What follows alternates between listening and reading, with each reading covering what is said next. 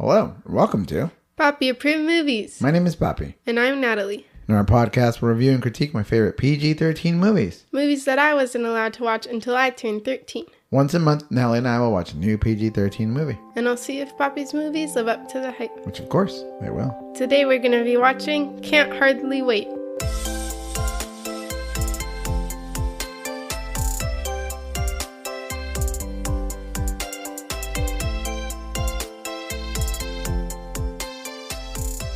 Before we begin, there will be spoilers. If you haven't seen the movie and don't want it to be spoiled, Press pause and come back when you're finished. Now, Papi, tell me the deets on this movie. all right, Natalie, how you doing?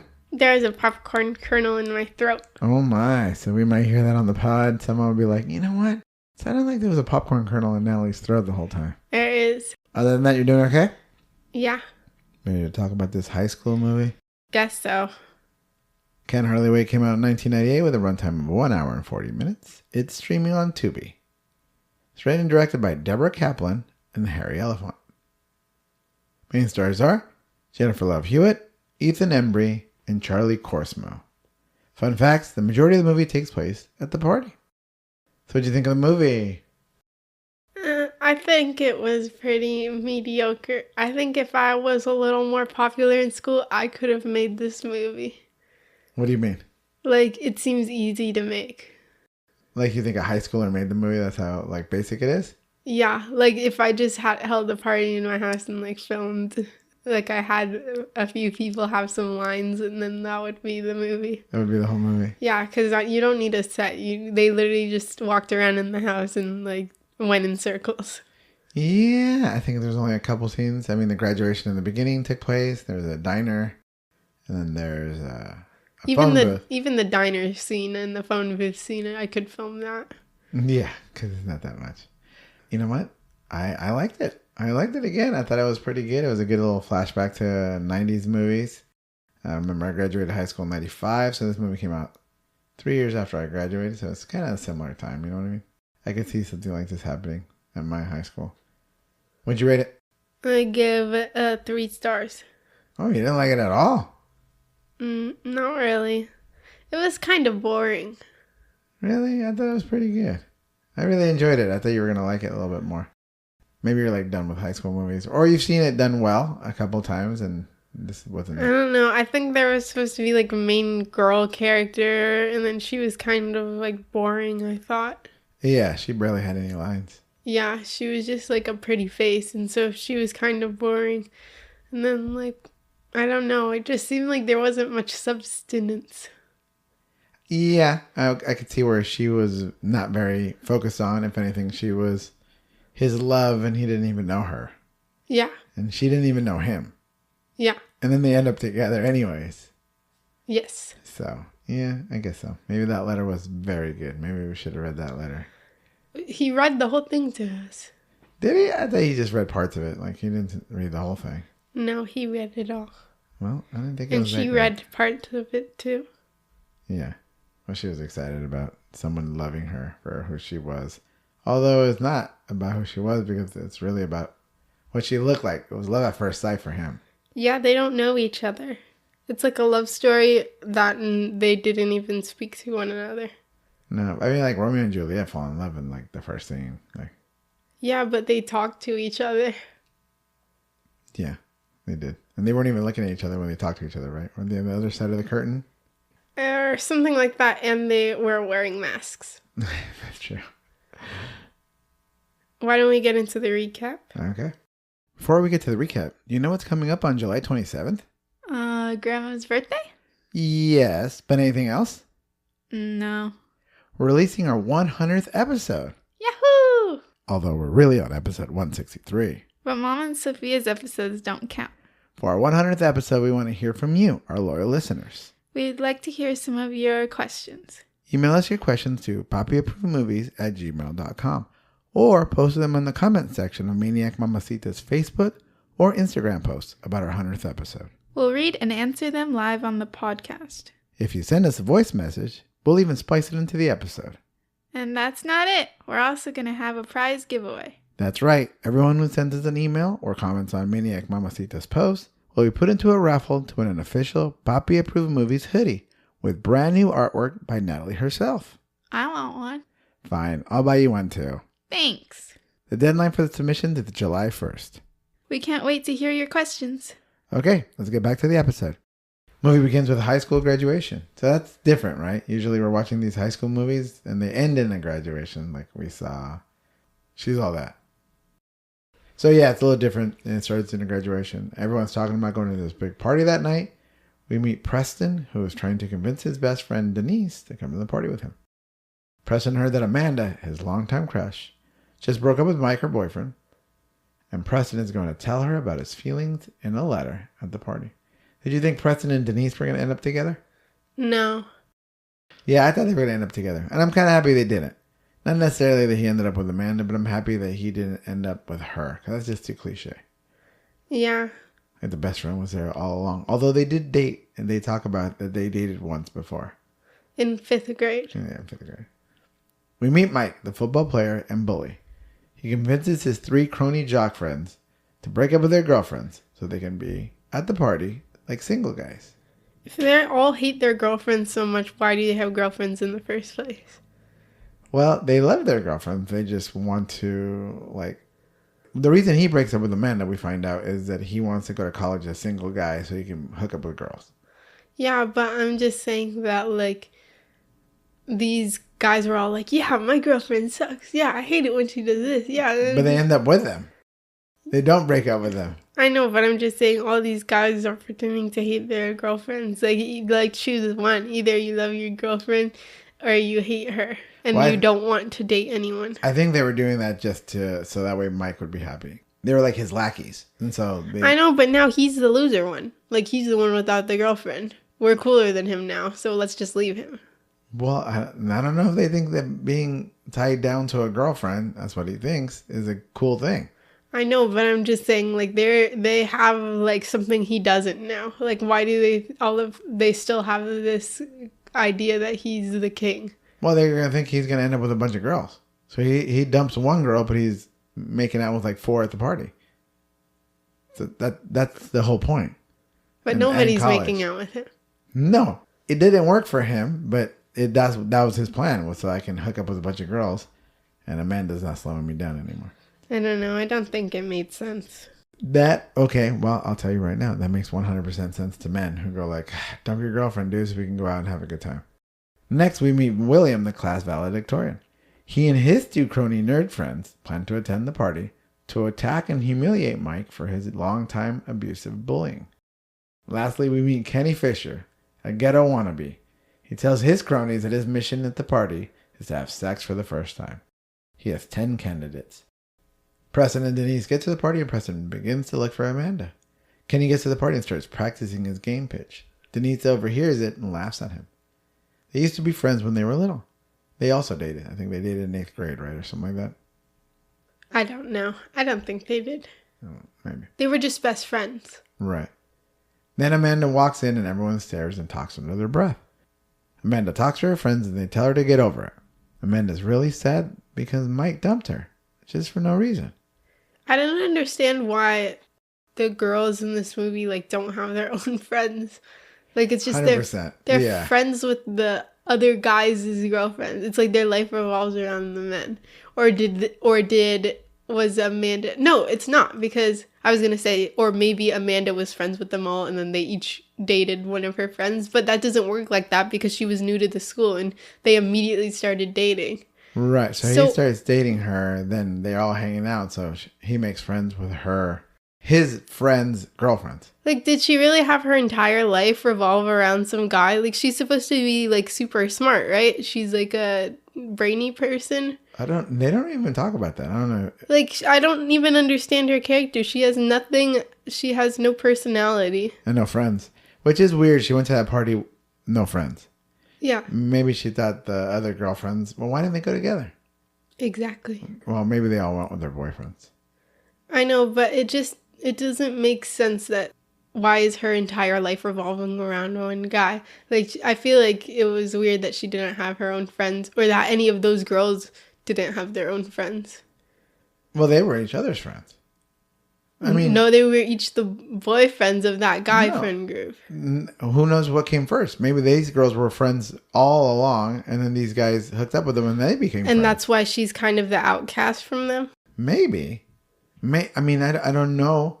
I mean, that does happen. Like, you hang out with couples. Yeah, but I just think it's weird she doesn't have any friends. If she's supposedly the most popular girl in the whole school, then she would know a lot of people. Right. That's the one thing where I go like, well, okay, maybe those were her best friends, but maybe she should have other friends. But I mean, it doesn't seem like anyone has like other friends. Like, they have their own people and that's it. So the jock has his 3 guys. That's it. And the nerds have their 2 guys. And Kenny, the wannabe gangster, has his wannabe gangster friends. And that's it. No one else is cross-contaminating the situation. So, I mean, is that the way it is in high school? Don't people just kind of hang out with the kind of people that they are? Yeah, but then everyone knows other people. Like, if I showed up to a party without any of my friends, I would go find someone from my classes. Yeah. Like, true. It's not like And you she don't sat at the know party anyone. by herself. And she had a cousin. She has a cousin later that we meet. So, like, why did she go with her cousin? Yeah, I don't understand why, like, she is not talking to anyone. And they never made it seem like she was a loner. They made it seem like she was the most popular girl in the entire school. Well, she was a homecoming queen, right? So, Yeah. she had to be pretty popular. Anyways, after the talk with the girlfriends, she walks away and they start talking behind her back. Kenny makes his move and is rejected several times. Some girls plainly ignore him. He acts like a caricature and people can see right through it. William gets to the party. His plan is to take Mike out back with one of his jock friends. Then William's homies jump Mike and his friends, drug them, and arrange them in uncompromising positions to take pictures. William starts drinking to fit in and slowly gets drunk. What do you think of that whole plan? I mean, that's pretty horrible. That plan is horrible. Like, Yeah. they're basically planning to assault this guy Yeah. and sexually harass him and all his friends who, like, I don't know if they were also bullying them, Probably, but that was a little weird.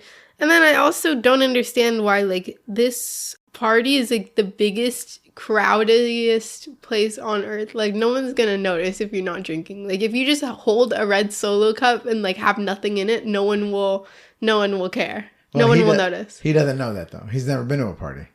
No, but he walks in and sees how crowded it is. And Yeah, no but- one knows him. He actually doesn't have any friends, unlike the other girl. Well, he has the 2 nerdy friends on the roof. Yeah, but they're not in the party. So if he just walks around, no one's going to talk to him or Well, notice. he's a valedictorian, so obviously people know him. Yeah, but they're just going to be like, hey, or like, oh, what are you doing here? And then, like, he'll just be like, huh, hi. And then, like, no one's going to actually, like, converse with him unless they're making fun of him. Yeah, and then he went crazy and started drinking too much. He got super drunk, which made him the coolest guy in the party afterwards, which is also kind of a bad message. You're like, you drink, you become cool. Not necessarily true. Most of the time you drink, you become a buffoon, and or you become violent, or you become stupid. So, Or you become sick. Preston goes and sits right next to Amanda. Right when he musters the courage to talk to her, a school friend starts talking to him about an embarrassing memory. Before Preston can shake the friend, Amanda's cousin takes her away to console her. The party goes on and Mike's friends are with their girlfriends. He reminds them of their agreement, but they decide to stay with them. Meanwhile, William's nerds are on the roof passing time, waiting for Mike and his friends to show up.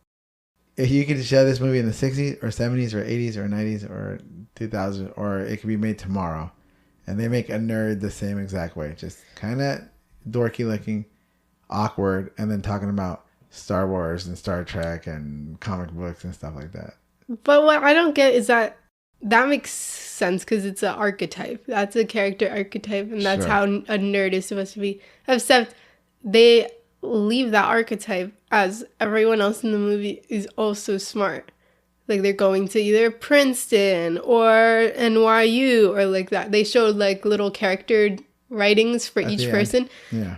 at the beginning when they introduce each character, and each of them are going to these amazing colleges. Like, Denise is going to NYU and she literally has no activities other than school, Right. which We is don't funny know to that. think about now. No, it says like 0 activities, no sports, no clubs, no nothing. Okay.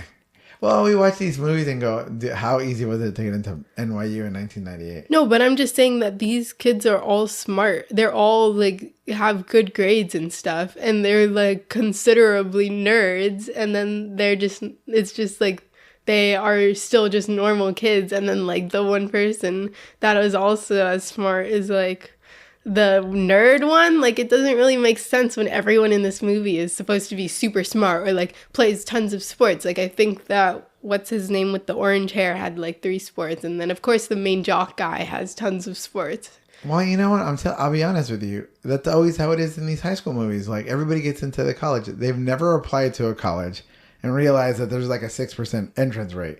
I mean, at your high school, which is an extremely high achieving school, you get like 1 or 2 that go to Stanford. But in the movie, like 18 kids go, like the whole senior class goes to Stanford. You're like, it's always over exaggerated. So no, Denise probably won't get into NYU. But it says something about her, that she's a smart person and she's capable. But in reality, we don't think she's a smart person at all. We don't know what she is. Everyone in the movie is said to be a smart person. How can everybody be smart? That's what I'm saying. That's not even the thing. You think this is the highest achieving high school in the universe? No, I'm saying that it's just weird that they have him as the nerd archetype when everyone is smart. Well, I would If say, everyone was stupid and he was the only smart one, that would make sense. It's like, oh, look at this outcast, this nerd, like he's a valedictorian, he's smart, and I hate him. But everyone's smart at this school, so that the argument doesn't really work. well, he's smarter than everybody, so that's why. Kenny overhears a girl whose boyfriend just cheated on her. She decides to cheat on her boyfriend with anyone to get back to him. Just break up. Kenny makes his move, and she's game. He leaves her to get ready for hooking up. He goes to the bathroom upstairs, but is warned not to close the door because it's broken. Denise gets a brownie to the face and goes to the bathroom to clean up. She walks in on Kenny preparing for the hookup and freaks out. She slams the door, locking them both in. I think it's so strange that because Denise gets ditched by her friend. Yep. Well, Preston always was going to ditch her. Yeah, we all knew that Preston was going to ditch her, and she did too. But then So why didn't she go home? Why didn't she go home? That was her ride. But First of all, why didn't she go home, and why'd she go in the first place? And later she tries to walk home alone anyway. So if she could have walked home, then why didn't she walk home earlier? you know what I mean? You're going to leave. I mean, you might as well just hang out at the party. Stay there for Preston in case you need some backup. Well, Preston's gone.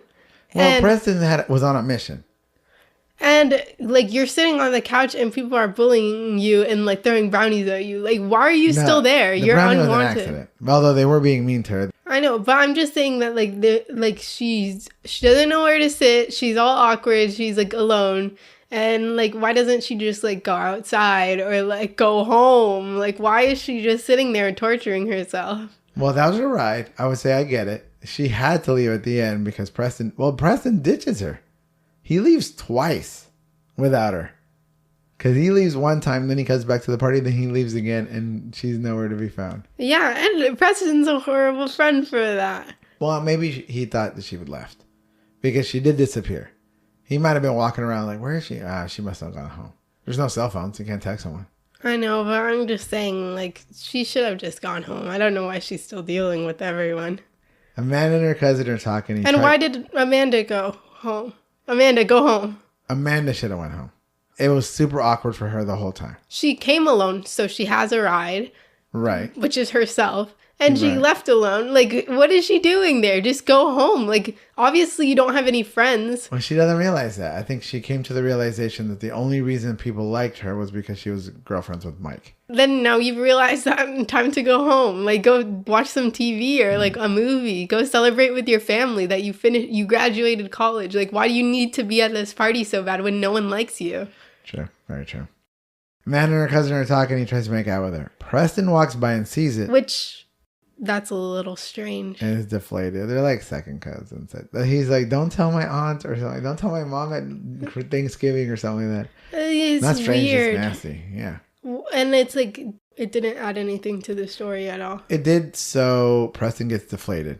So he sees it and goes, oh, she's already moved on. I'm out. I give up. He throws the letter away. Well, the whole point is that he's going for her before anyone else does. Why wouldn't he be like... Too late. It's over. She hooked up with someone else. He doesn't know she doesn't want to make out with this guy. from the angle he saw, like she's making out with some dude, and he's like, ah. And that's why he left the party, and that's why he threw the letter in the garbage, which ends up coming back to her. I don't know. I think he should have just waited. If he was so determined, then he gave up so easily. I think he's weak-willed. Why didn't he do that with Mike then? Why didn't he? Well, other than because they were actually dating. Because they had announced that. If she's making out with some dude, what does that mean to you? That means she's not taken? She already broke up like a day ago. She's not going to get into a relationship the same day. She's in love with the cousin, according to his mentality was that. He doesn't know. It was just and if he's so obsessed with her, wouldn't he know that that's her cousin?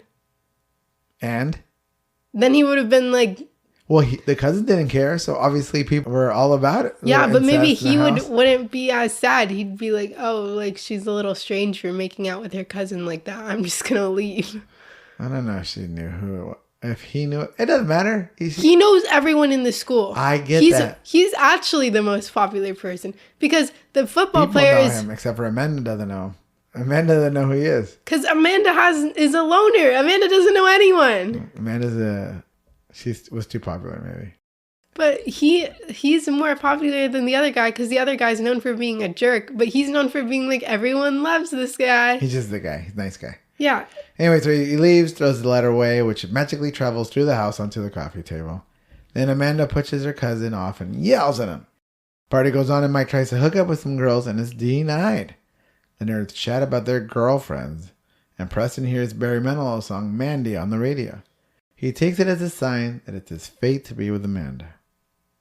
Meanwhile, in the bathroom, Denise and Kenny argue and talk about why they stopped being friends. Denise brings up that he started being mean to her so he can hang with the popular kids. Which, he's not popular. No, at all. People don't like him at all. They think he's a clown. So why didn't he just go back and be like, hey, Denise, like, I need a friend? Or like, actually, maybe that's embarrassing for him.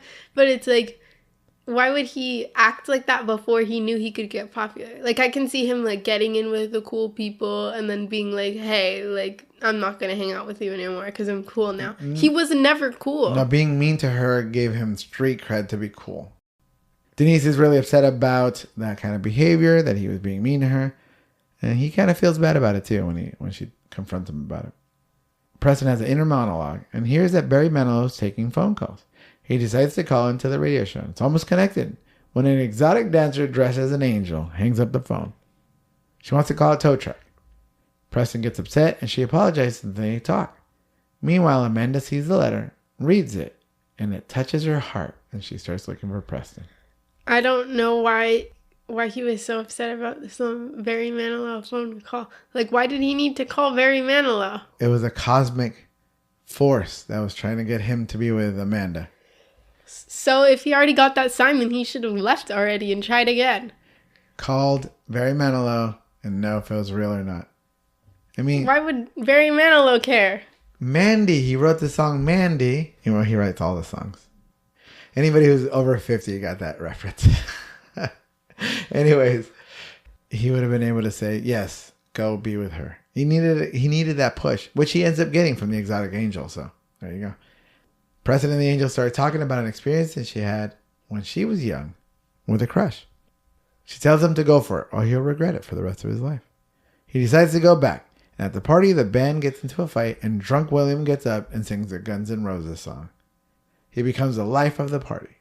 Meanwhile, Kenny apologizes to Denise for all his mean antics. You think that if they made this movie now, it would be a Guns N' Roses song?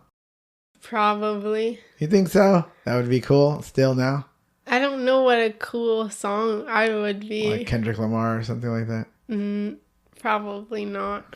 The guy got up there and just started, because then he has to use all the bad words and everything. No, I don't think it would happen.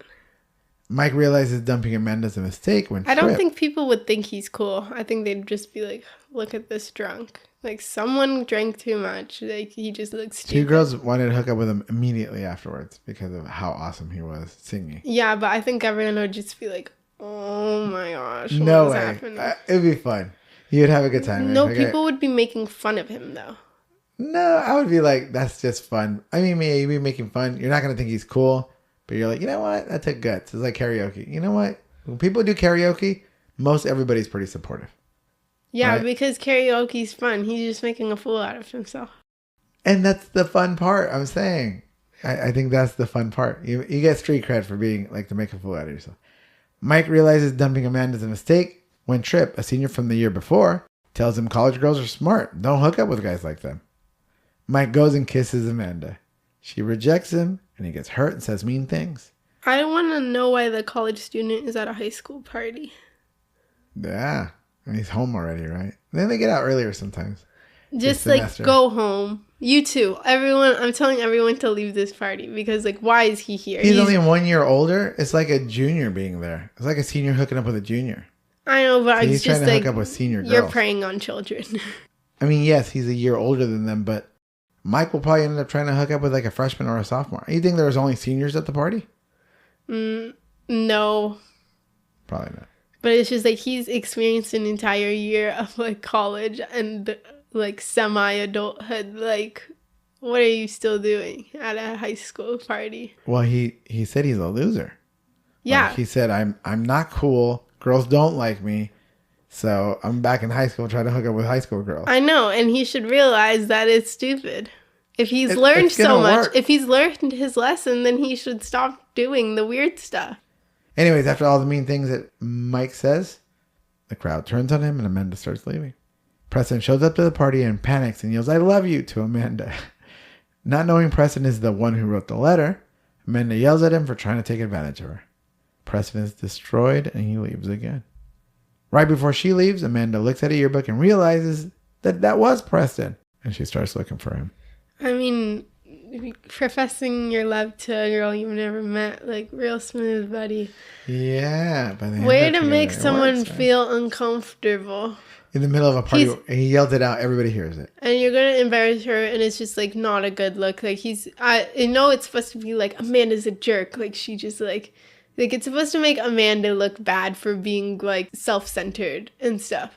But, like, I fully think that he looks horrible in this position because he's pressuring her. It's like when people, like, propose to their girlfriends at, like, baseball games. Like, she has to say yes now. Well, and then she could say no later. I would say he panicked. I would say that he put himself in a much more embarrassing situation than what she was going to be. Yeah, but that doesn't matter. He still made her uncomfortable. And I think that he shouldn't have done that. He should never wrote the letter then. He should never tell her he feels that way about her. Well, the letter is a private thing that he's putting her on the spot in a very uncomfortable way. He panicked. I'm saying it's not like that his plan was to yell out, "I love you" in the middle of a party and then get rejected in front of all your friends. I know, but I'm just saying the movie tries to make it seem like Amanda's a self-centered jerk for being like, "Shut up, leave me alone." No. Like, everyone wants me. But, like, just leave her alone. It's all just a movie plot, but it makes sense to me that he would do something so dumb because he's just broken inside and he doesn't know how to react. And then it makes sense what she does. Because she was done with it. It was enough. People were trying to hook up with her. People were like saying like things to her as she was leaving. And then he's like the last straw. And so I don't think it makes her look bad. But you're right. It makes her uncomfortable. And I also think that... But it's her strongest moment in the whole movie. I don't think so. I think they just are trying to make her look self-centered. That she thinks everyone wants her. And that she just like, leave me alone. I'm done with all of you men. I don't see that at all. I don't. And then she actually is looking for this Preston. So she hasn't given up on men. She wants to be with Preston. I know, but she it's doesn't like... know this guy's Preston, but... Yeah, but he told her, "I'm Preston. I wrote you a letter." I don't think so. Oh. Yeah, I think that comes later. What she realizes when she sees the yearbook. Which that yearbook girl was around the party the whole time. She could have looked it up the whole time. Because she was asking people, what does Preston look like? We know there's yearbooks at that party. And then... That's also when we realize, like, she has no idea about anyone in this school. No. Because everyone's like, oh, Preston. Everyone knows Preston. Like, we love that guy. Oh, I love that guy. He's super nice. Oh, he saved me from this bully one time. Like, Preston's just this wonderful, wonderful man. And she's just like, oh, I don't know. I don't know who anyone is. I'm just asking strangers. She should know who Preston is. Yeah. And also, why is Preston still caught up on her? Like, get over it. He's in love. What are you going to do? Your heart wants what your heart wants. Yeah, well, she's taken, so give up. He didn't, and he ended up with her. I'm telling everyone listening, if you're at a party, go home, and if you love someone, give up. Yeah, and that's Papi Approved Movies. Thank you for coming, and life's awful. It's just gonna go sadly into the darkness. I feel like there's a difference from being like giving up and also like knowing boundaries. I would say, I'm gonna give you a heads up. I would say that maybe 6 out of 10 people who are together, they did not hit it off in the beginning, and there was time you had to like woo or to court a young lady for her to eventually like you and be with you. Yeah, but it's not like that young lady was dating someone else at the time. She may have been. You don't know. Yeah, well, then that's not right. Then that means you're being unfaithful to someone. Romeo was with someone else. And that shows your Romeo character. And Juliet. Romeo had just broken up with a girlfriend. Or he might I don't think so. He did. He was talking about how he loved her more than anything in the universe. Well, I don't like Romeo and Juliet because I always think it's weird that you're ready to throw away your life for someone you met 3 days ago. It's love. It's love. I don't know what to say. The answer is love. We should have a little button that says it's love because, Natalie, I'm against it. You hate love. William and Mike start talking and bond. Mike apologizes for bullying him, and William accepts it. In the bathroom, Kenny makes his move and kisses Denise. She kisses him back, and then they hook up. Inappropriate! Cops come and the party's over. William and Mike try to escape out the back, and the nerds mistakenly jump on them, drug them, and put them in uncompromising positions to take Polaroids. Why didn't they, look? You should be able to see him. They just saw Mike, and they, jumped on him. They didn't see William. Cops find William and Mike knocked out and arrest them both. Denise and Kenny are let out of the bathroom, and she tells Kenny to have a better experience next time. Kenny's offended and says hurtful things. She runs away, and eventually he catches up to her, and he apologizes. She runs away and walks home. Eventually he catches up to her, and he apologizes. They make up and kiss. So she could have gone home this whole time. She could have gone home this whole time. Yeah. Why didn't she, jump out the window or something? Why was she just in there? It's a second story building. You're going to jump out the window, a second story. You go ahead and jump out open the window and ask someone for help. Oh, it just makes so much noise. Well, the party's really loud. I don't know. You'd think they would be able to get out. I don't think it's that hard to get out of a room.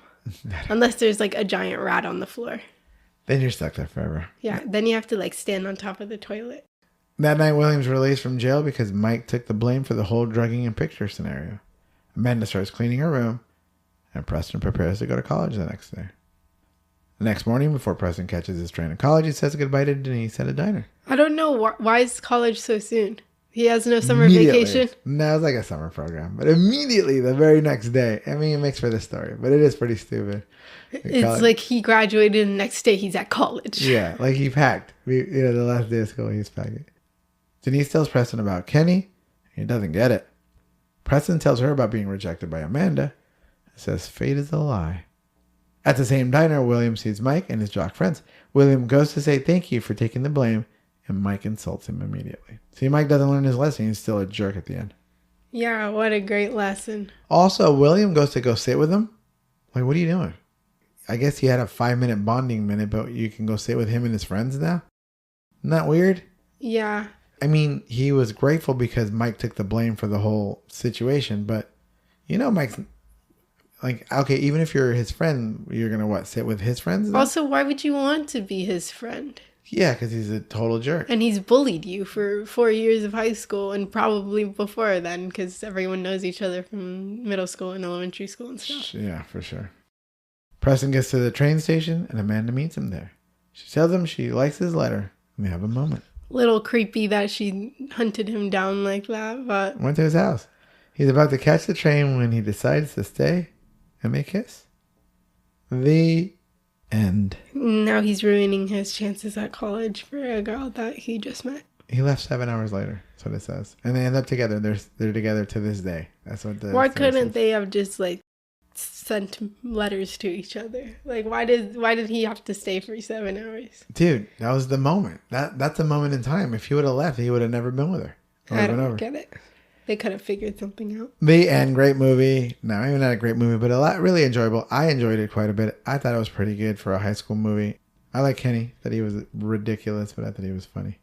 And I like Denise. I thought them being together made sense. So Could this movie be made today? Probably not. Really?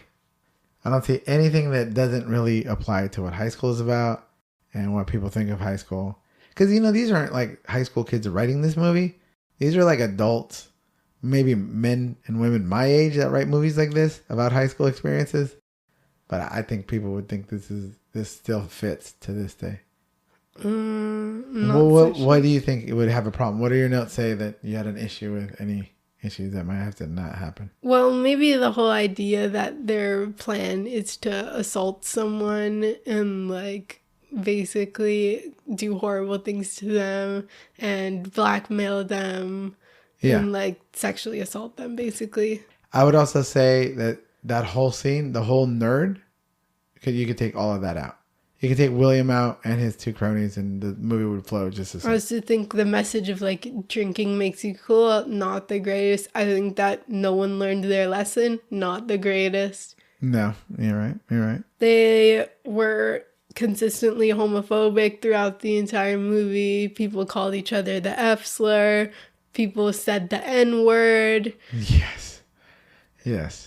They had... That's the one scene I would go, that probably wouldn't get made anymore. They had a German foreign exchange student and they like tricked him to say a bunch of profanity. Which is dumb because they know English. They've been at that school for the whole year, right? He didn't just start there, so he knows some English. Well, we don't know. He could have exchanged in the middle of senior year. Yeah, but then he would know some English. Also, why is he even at the party if like he doesn't have anyone that he talks to? He's super cool. He's like the German... There's foreign exchange students in your school. People know him, right? I don't know any right now. Okay. What else? What else do you have in your notes that you hated on this movie? I think that they could have made characters better. Yeah, especially Amanda, right? Amanda was not a good character. Yeah, I agree with that.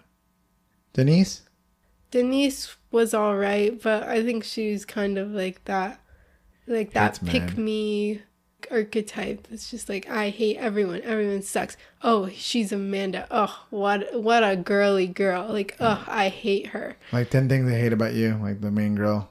But I don't know why she hates on Amanda for being a girly girl or like popular girl when like Amanda has no personality. Like, what's there to hate? Maybe she's stuck up. Maybe that's why she doesn't know anybody. But it's just like, it's strange. She's a bit of a strange character. Like, that archetype's not always done very well, I think. Denise? Yeah. Yeah, I mean, it's a pretty typical one. Like, super woke, liberal friend.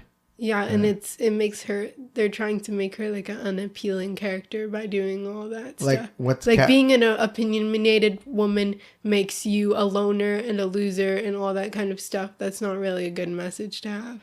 That you'll be popular if you were Amanda, where you have no personality, where you're stuck up, where you date a hot guy. That's what makes you cool. I would say that the reason Amanda's cool has all to do with her looks, not her personality. That's why Mike went for her. That's why he's with her, because he doesn't really care about her. I mean, Amanda is shallow, not because she's a shallow person, because she's a shallow character in the story. But the only thing we know about her is that she's really, really pretty. And it also doesn't make sense that nobody knows her when she's best friends with like the most popular guy in the school. Yeah, you're right. Because they even have a contest about like, oh, she doesn't even go to school here. Yeah. Yeah. If everyone knows him, then everyone should know her because they're always like together. Yeah. So it just, that didn't really make sense. And it also seemed like that party had a lot of kids that didn't go to high school together. You know what I'm saying? It seemed like that was like 3 high schools rolled into one. Yeah. How people didn't know each other, people did know each other. There's a one scene where the guy starts talking to Preston about when he was little, he did something embarrassing, as if they hadn't seen each other in years. You know, like that guy is going to private school and he's at the party for the first time. And so there's a lot of that where like, oh, you remember this guy? Oh, you remember that guy? But they're like, they just graduated from the same high school like one day ago, or the same day actually. All right, does it pass the Bechdel test? No. Bechdel test is a test to check for female representation in movies. There are 3 criteria.